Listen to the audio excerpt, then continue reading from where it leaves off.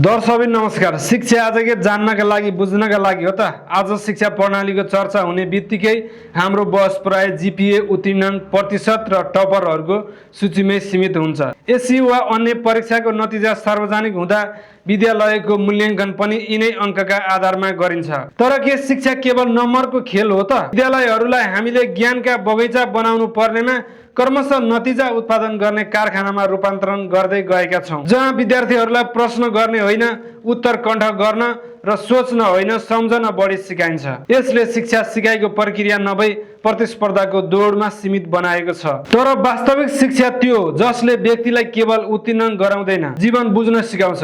आज विश्वका धेरै अध्ययनहरूले देखाएका छन् कि हाम्रो शिक्षा प्रणालीले आधारभूत सिप, सृजनशीलता र व्यावहारिकता ज्ञानमा अपेक्षित नतिजा दिन सकेको छैन। प्रमाणपत्र त बढ्दै गएको छ, तर दक्षता र अवसर बीचको दूरी पनि बढ्दै गएको छ।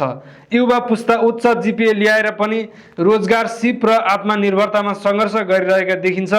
अर्कोतर्फ विद्यालयहरूमा मानसिक दबाव, प्रतिस्पर्धा र अस्वस्थ तुलना बढ्दै जाँदा विद्यार्थीको मनोवैज्ञानिक अवस्था पनि कमजोर बन्दै गएको छ। अब प्रश्न उठ्छ, के शिक्षा केवल जागिरका लागि हो कि जीवनका लागि?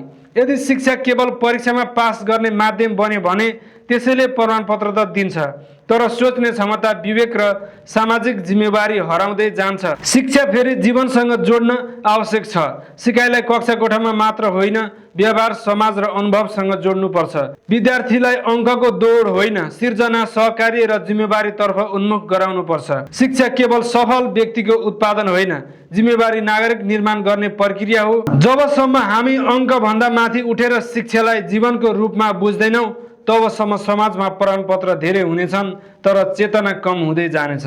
हस्त, धन्यवाद।